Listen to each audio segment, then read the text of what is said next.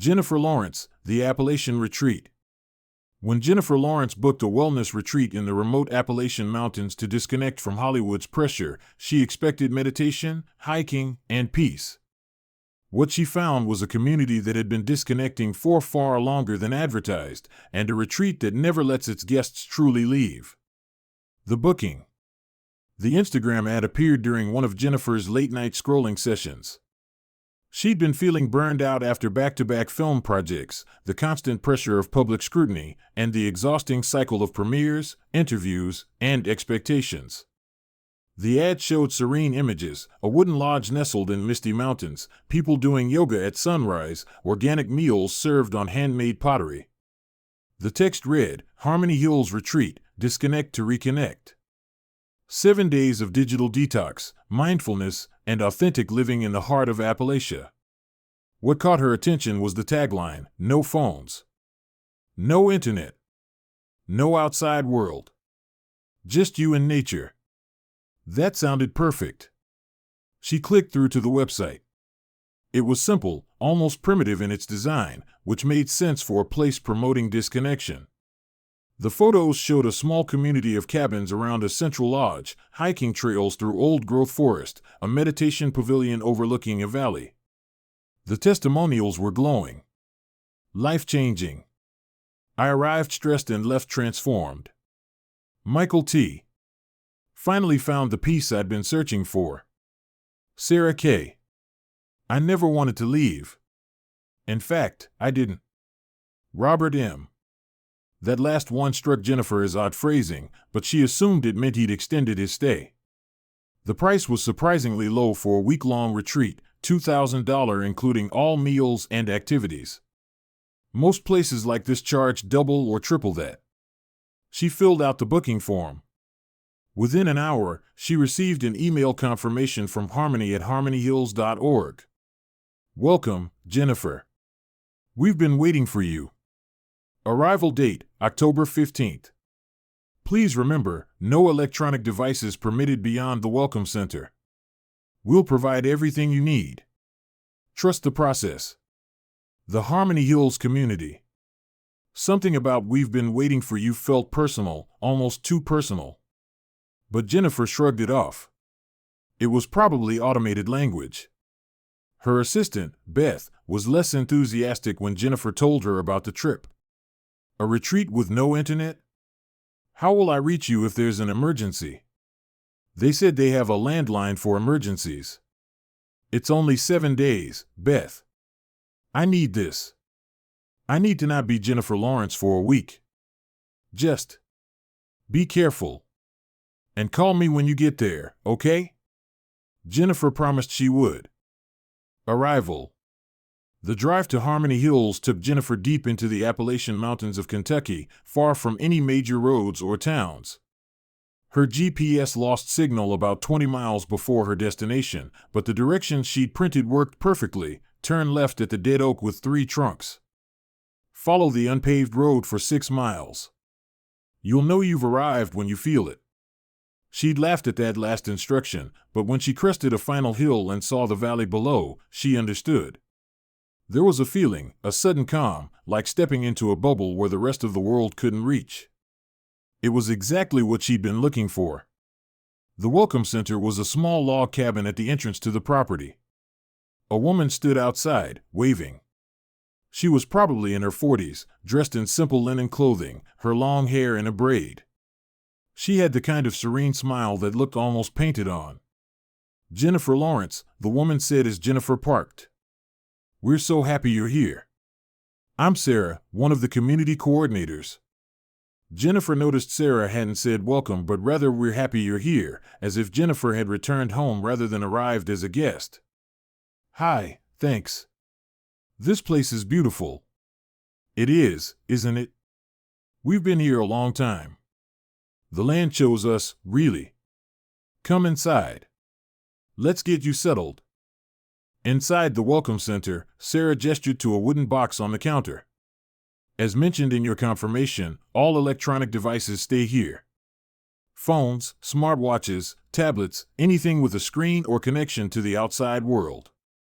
Jennifer hesitated. Even though she'd known this was part of the deal, actually handing over her phone felt more final than she'd anticipated. What if there's an emergency? We have a landline that connects to the nearest town. If anyone needs to reach you, they can call the main office, and we'll come get you immediately. But Jennifer. Sarah's smile widened. The whole point is to trust that the world can survive without you for 7 days. And that you can survive without it. Jennifer placed her phone, laptop, and smartwatch in the box. Sarah locked it with an old-fashioned key and hung it around her neck. You'll get these back on checkout day. Now, let's show you to your cabin. They walked through the property. It was even more beautiful up close, about a dozen cabins arranged in a loose circle around a central lodge building. Gardens with vegetables and herbs. A yoga pavilion. A meditation labyrinth. And everywhere, people dressed in simple, natural fiber clothing, all wearing the same serene smile. How many guests are here? Jennifer asked. We don't really distinguish between guests and community members anymore, Sarah said. Some people came for a week and decided to stay. Some have been here for years. We all contribute, we all belong. Wait, people just stay? Like, permanently? When you find where you truly belong, why would you leave? But don't worry, there's no pressure. Some people do leave after their week. Though most find they don't want to. They reached a cabin with Cabin 7 carved into a wooden plaque by the door. This is yours. You'll find everything you need inside. Dinner is at sunset in the main lodge. The bell will ring. Rest now. Adjust to the silence. Sarah walked away, leaving Jennifer alone. The cabin was rustic but comfortable, a bed with handmade quilts, a wood-burning stove, a small desk with paper and pencils, no pens, she noticed, only pencils, and a rocking chair by the window. No electricity, but oil lamps provided light. The bathroom had running water but, like everything else, was completely analog. Jennifer sat on the bed and took a deep breath. The silence was profound. No traffic sounds, no phone notifications, no ambient noise of modern life. Just wind through trees and distant bird calls. It was exactly what she'd wanted. So why did she feel uneasy? The first evening. The dinner bell rang at exactly 6 p.m., a deep, resonant sound that seemed to vibrate through the valley. Jennifer made her way to the main lodge along with other residents. She'd stopped thinking of them as guests because they clearly thought of themselves as something more. The dining hall was warmly lit with oil lamps and candles. Long tables were set with handmade dishes and silverware. The food was laid out buffet style, vegetarian meals made from the garden, fresh-baked bread, herbal teas. Everyone ate in silence. Not awkward silence, but intentional silence. People smiled at each other, passed dishes, but no one spoke. After about 20 minutes, a man stood at the head of the table, tall, probably in his 60s, with long gray hair and a beard. He had an authoritative presence that made everyone's attention snap to him immediately. "Welcome, friends," he said, his voice rich and soothing. "For those new to our community, I'm Marcus, the founder of Harmony Hills. We have a special guest with us tonight." He gestured to Jennifer. Jennifer has come from the complicated world beyond our valley to find simplicity and peace. Let us help her remember what she's forgotten. Everyone applauded softly, palm to palm, barely making sound, more of a gesture than actual applause. Jennifer felt dozens of eyes on her. She smiled nervously and gave a small wave. "During your time here, Jennifer, you will participate in our daily practices, sunrise meditation, communal work in the gardens, afternoon reflection, and evening gratitude circles. These practices aren't just activities, they're remembrances. Ways of living that humanity has forgotten in its rush toward complexity and disconnection." He paused, his gaze intense. "You may find yourself resisting. The outside world has conditioned you to be addicted to stimulation, to noise, to distraction. You may experience what we call withdrawal, anxiety, restlessness, the urge to leave. This is normal. Push through it. On the other side is clarity. Jennifer nodded, though something about his phrasing bothered her. Withdrawal sounded clinical, almost like he was describing addiction to drugs rather than just phones and social media. Before we continue our meal, let's hear from our community. Who would like to share their gratitude? A woman stood, young, probably late 20s, with the same serene expression everyone seemed to wear. I'm grateful for my third year here. Grateful that I found the strength to never go back to who I was before. Another person, I'm grateful for forgetting. For letting go of the person I thought I had to be. Another, I'm grateful for the clarity that comes when you stop fighting and just stay. Jennifer noticed a pattern in their language: forgetting, letting go, staying. And they all said it with such conviction, such finality. When dinner ended, Sarah approached Jennifer. How was your first meal? Good. The food was delicious. But everyone seemed so at peace? I was going to say similar. Sarah's smile didn't waver. That's what happens when you remove the artificial differences the world imposes. We all have the same core needs: belonging, purpose, peace. Here, we can finally express that without the costumes and masks society makes us wear. You wore many masks in your old life, didn't you, Jennifer? The celebrity. The actress. The public persona. Here, you can just be you. How do you know about my career? We research all our guests before they arrive. We need to understand what they're running from to help them find what they're running toward. That should have felt invasive, but the way Sarah said it made it sound caring, almost maternal. Get some rest, Sarah continued. Tomorrow begins your true journey. Day 2, the routine. Jennifer woke to a bell at 5 a.m. Through her window, she saw the whole community gathering at the meditation pavilion. She dressed quickly and joined them. The sunrise meditation was led by Marcus. His voice was hypnotic, guiding them through breathing exercises and visualizations. But the longer it went on, the more Jennifer noticed something odd. The meditation wasn't just about relaxation. It was about forgetting.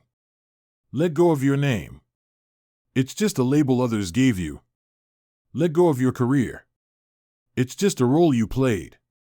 Let go of your relationships. They were connections to a world that only caused you pain. You are not Jennifer. You are not anything the world told you to be. You are simply here, present, pure, undefined. Jennifer opened her eyes slightly. Everyone else sat perfectly still, eyes closed, faces blank. Like they genuinely disappeared into themselves. When the meditation ended, they moved to the gardens for communal work. This meant weeding, harvesting, tending plants.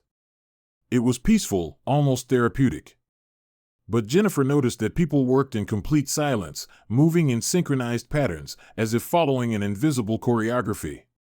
She tried talking to the person next to her, a man who looked about 30. Hi, I'm Jennifer. How long have you been here? He looked at her with those same serene eyes. Names are old world concepts. I've been here long enough to forget mine. How fortunate you are to begin forgetting too. But don't you miss your life before? Your family? Friends? Missing implies attachment to illusion. My family was part of my old costume. Here, everyone is family. He turned back to his work, ending the conversation. Lunch was another silent meal. Then afternoon reflection, which meant sitting in the meditation pavilion and writing in provided journals. Jennifer picked up one of the pencils and opened the blank journal that had been on her cabin's desk. She started to write about her experience, but found herself distracted by journals left on nearby benches. One was open, and she couldn't help but read. Day 47, I can barely remember my sister's name. Marcus says this is progress. He says memory is a burden that keeps us chained to suffering. I think he's right. When I try to remember my life before, it feels like a dream I'm waking from. A nightmare, really. I'm so grateful to be awake now. Another journal, in shaky handwriting. Day 12, I tried to leave yesterday. Got all the way to the welcome center before Sarah found me. She was so kind, so understanding. She helped me see that my desire to leave was just ego, just old conditioning. She's right. I need to stay longer.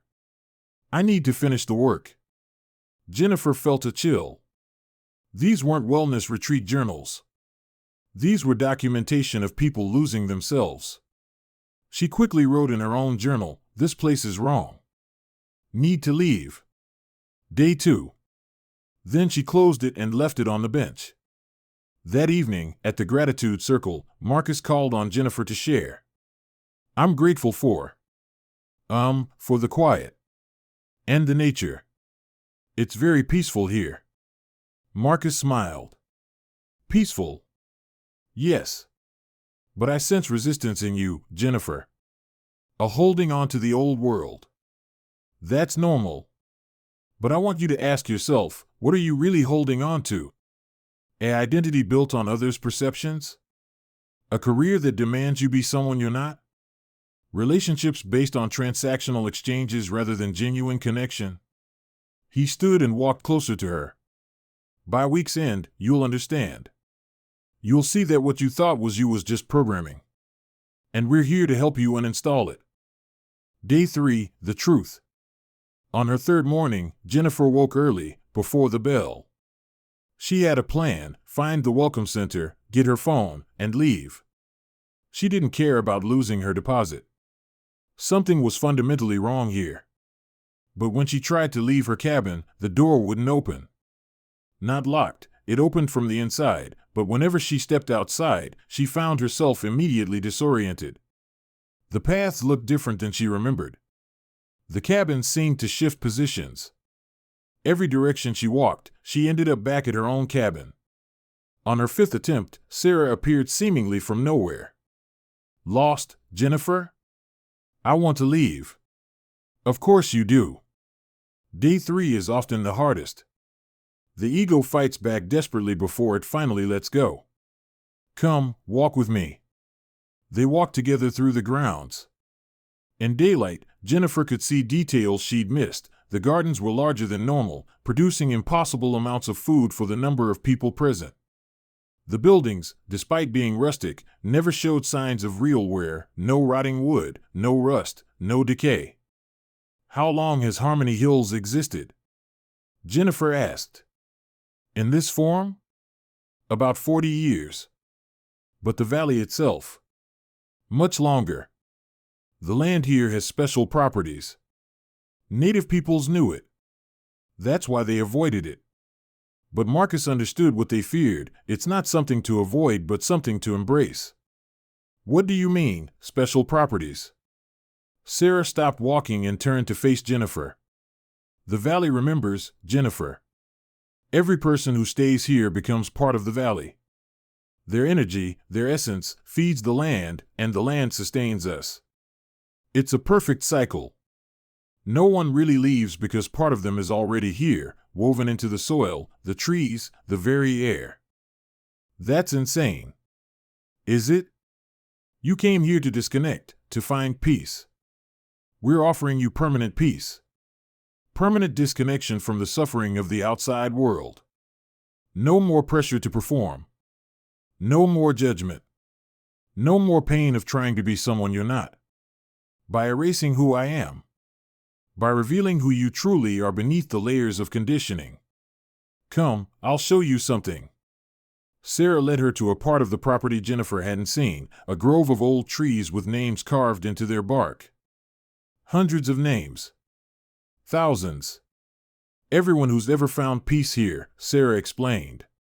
They carve their birth names into a tree as a final goodbye to their old selves, then take a new name chosen by the community. Or choose no name at all. Jennifer scanned the names. Some were recent. Some were from decades ago. And one made her stop cold. Robert Michaels, arrived 2019, chose to stay, now known as River. Robert M. The testimonial on the website. "I never wanted to leave. In fact, I didn't. He was still here. For years later. I want my phone. I want to leave. Right now. Sarah's serene expression finally cracked, revealing something harder underneath. You signed a contract, Jennifer. 7 days, non-refundable. We'll release you when your time is complete. Not before. You can't keep me here. We're not keeping you. The valley is. Haven't you noticed? You can't find your way out. The paths confuse you. That's not us, that's the land. It knows you're not ready to leave yet. You haven't learned what you came here to learn. Jennifer ran. She didn't know where she was going, just away from Sarah, away from the smiling people, away from the carved names in the trees. But Sarah was right, the property seemed to shift around her. Every path led back to the central area. Every attempt to orient herself using the sun failed because the sun seemed to be in the wrong position. Finally, exhausted, she found herself at the meditation pavilion. And sitting there, waiting for her, was Marcus. Sit, Jennifer. She was too tired to run anymore. She sat. You're fighting reality, Marcus said gently. That's what causes all human suffering, the refusal to accept what is. You came here because some part of you knew you needed this. Your soul was calling out for release from the prison of identity. And now that we're offering you that release, your ego fights back. This isn't about ego. This is about you running some kind of cult. Cult. Marcus smiled. That's what the outside world calls any community that lives differently than them. We don't worship anything except peace and simplicity. We don't follow a god, we follow the natural order. The valley is ancient, Jennifer. It existed long before Marcus, long before any of us. We're just caretakers. And students. Students of what? Of dissolution. Of learning to let go. The valley teaches us how to release our grip on the false self. Some learn quickly. Others. He gestured around the property. Take longer. But everyone learns eventually. Because here, there's nothing else to do but learn. Nowhere else to go but deeper. Someone will come looking for me. Will they? Think about it. You told your assistant you were going to a retreat with no electronic contact. She expects not to hear from you for a week. And after a week? We'll send her an email from your account saying you've extended your stay. Then another. And another. By the time anyone thinks something is wrong, you'll have been here so long that you won't want to be found. Jennifer felt tears welling up. Please. I just want to go home. Home. Marcus stood. Where is home, Jennifer? The houses you own? The life you perform? Or is home right here, in this moment, in this silence? Stop fighting. Let yourself sink into the peace we're offering. By day 7, you'll thank us. He walked away, leaving Jennifer alone in the pavilion. Day 4, the plan. That night, Jennifer didn't sleep. She waited until the deepest part of night, then snuck out of her cabin. If the paths confused her during the day, maybe darkness would be different. Maybe the valley's influence was weaker. She was wrong. In the darkness, the property became a maze. She walked for what felt like hours, always ending up back at her cabin. On her 6th attempt, she heard voices and hid behind a tree. A group was gathered in the meditation pavilion, Marcus, Sarah, and about a dozen others, holding oil lamps. They were chanting? No, not chanting. Breathing in synchronization, creating a sound that made the air itself seem to vibrate. Jennifer crept closer and heard Marcus speaking. The new one resists strongly. But she will break, like they all break. The valley is patient. It can wait. And while it waits, she is feeding it with her fear, her resistance, her desperate clinging to identity. The valley grows stronger with each guest who stays. Soon, we'll have enough energy to extend our reach. Other valleys. Other places. Harmony Hills will spread. What about the attention? Someone asked. She's famous. People know her. Which is precisely why we chose her. When Jennifer Lawrence chooses to stay at Harmony Hills, when she tells the world she's found peace here and invites others to find the same. Imagine the harvest. Jennifer's blood ran cold. She'd been targeted. This wasn't random. They'd chosen her specifically because of her fame, planning to use her eventual conversion as advertising. She backed away carefully, but a twig snapped under her foot. Everyone's head turned simultaneously. Jennifer, Marcus called. We know you're there. Come join us.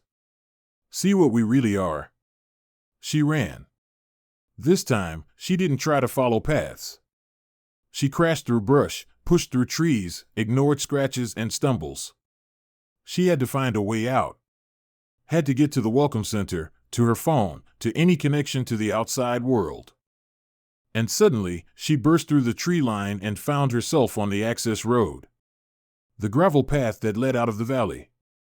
She could see it stretching away into the darkness.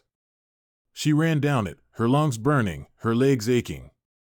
Ran for what felt like forever. And then, she was back in front of the welcome center. But she'd run away from it.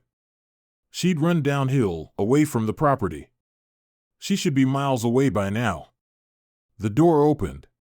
Sarah stood there, holding a lantern, her serene smile returned. The valley won't let you go, Jennifer. Not until it's done with you. Come inside. Rest. Accept.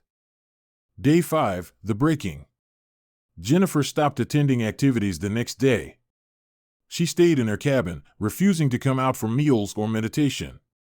She wrote furiously in her journal everything she'd discovered, everything that was happening, in case someone found it later. Around midday, there was a knock on her door. Jennifer? It's Amy. A different voice. Younger. Jennifer opened the door a crack. A girl stood there, maybe 19 or 20, with red eyes that had been crying recently. Can I come in? Jennifer let her in. The girl sat on the bed and immediately started crying harder. I came here 6 months ago, Amy said. I was depressed, anxious. My therapist thought a retreat would help. And at first, it did. But then I tried to leave, and I couldn't. And every day I stayed, I felt more of myself disappearing. They say it's peace, but it's not. It's erasure. Why haven't you left? I try. God, I try. But the valley, it's like it has hooks in me. And Marcus says if I just stop resisting, if I let go completely, the pain will end. Part of me wants to believe him. Part of me wants to just surrender. That's what scares me most, that I'm starting to want to stay. We have to get out together, Jennifer said. 2 of us, we can find the way. I've tried with others. It doesn't work. The valley separates you. Turns you around. Unless what? There's a rumor. Some of the older community members, the ones who've been here so long they barely talk anymore, they sometimes whisper about the source. There's something in the valley, a place where it all started. Where the land first learned to hold on to people. If we could find it, maybe we could. I don't know, break it somehow. Where is it? They say it's in the oldest part of the forest. Where the biggest trees are. There's a cave. But it's guarded. Guarded by what? By everyone who's ever fully surrendered. The ones who aren't really people anymore. The ones who've become part of the valley. Day 6, the source. That night, Jennifer and Amy made their attempt. They waited until the nightly gathering, when everyone was at the meditation pavilion, then snuck into the forest on the far side of the property. The old growth section was darker, the trees so massive and ancient they blocked most moonlight. And Amy was right, there was a presence here. Not hostile, exactly, but aware. Jennifer could feel the valley watching them. They found the cave by following an almost imperceptible path marked by stones that seemed placed intentionally. The entrance was narrow, but inside it opened into a larger cavern. At the center was a pool of perfectly still water. And around the pool, sitting in meditation poses, were people. Or what used to be people. They sat motionless, eyes open but unseeing, barely breathing. Roots had begun to grow through them, literally through them, connecting them to the earth. Some looked like they'd been sitting there for decades, preserved by whatever force inhabited this place. "Oh God," Amy whispered. "These are the ones who fully let go. The ones who achieved perfect dissolution. This is what Marcus wants for all of us." In the center of the pool, something glowed faintly. Jennifer stepped closer. It was a stone, smooth and round, pulsing with a dim light in rhythm with breathing? Heartbeat?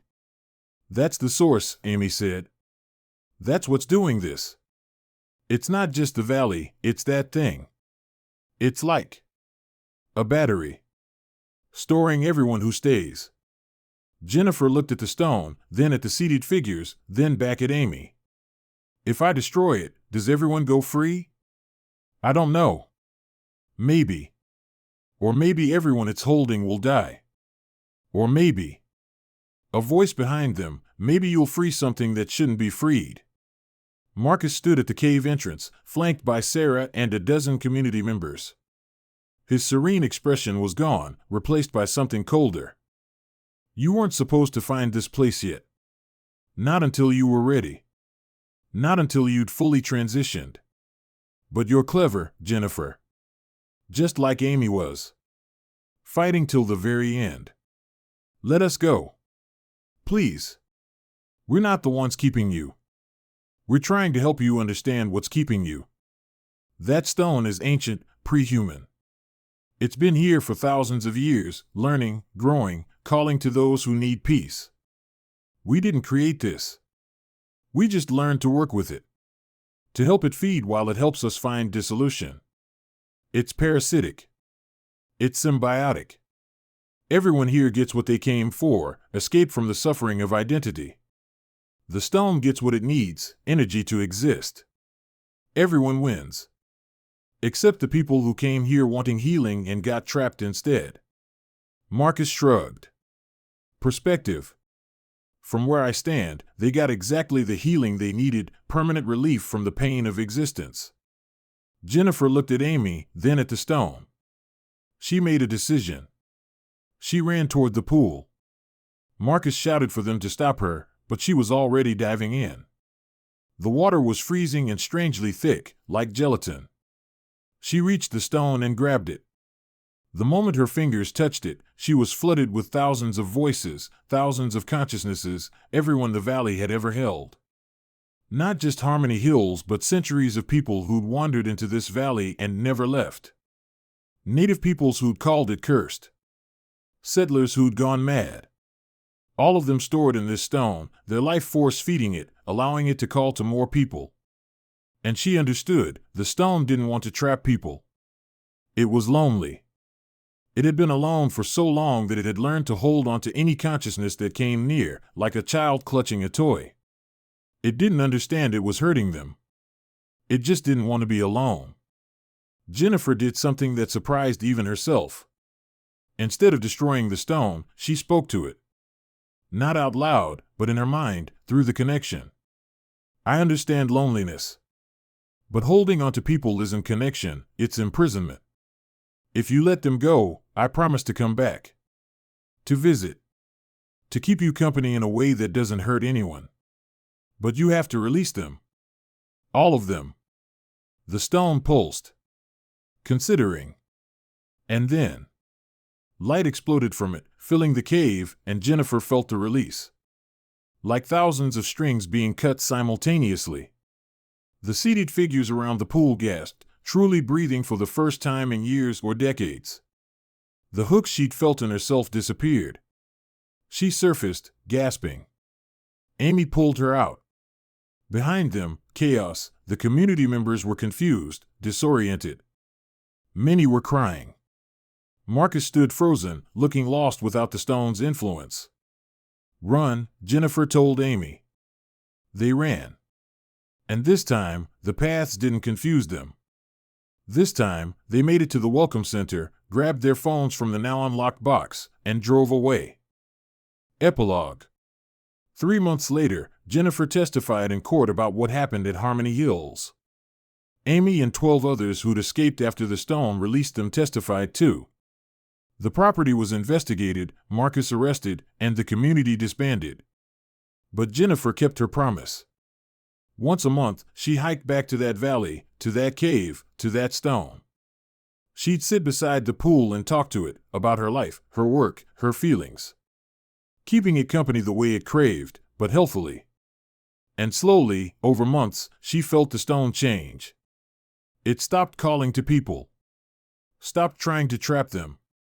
Instead, it became something different, a place of actual healing, where people could visit, feel the ancient peace of the valley, and then leave freely.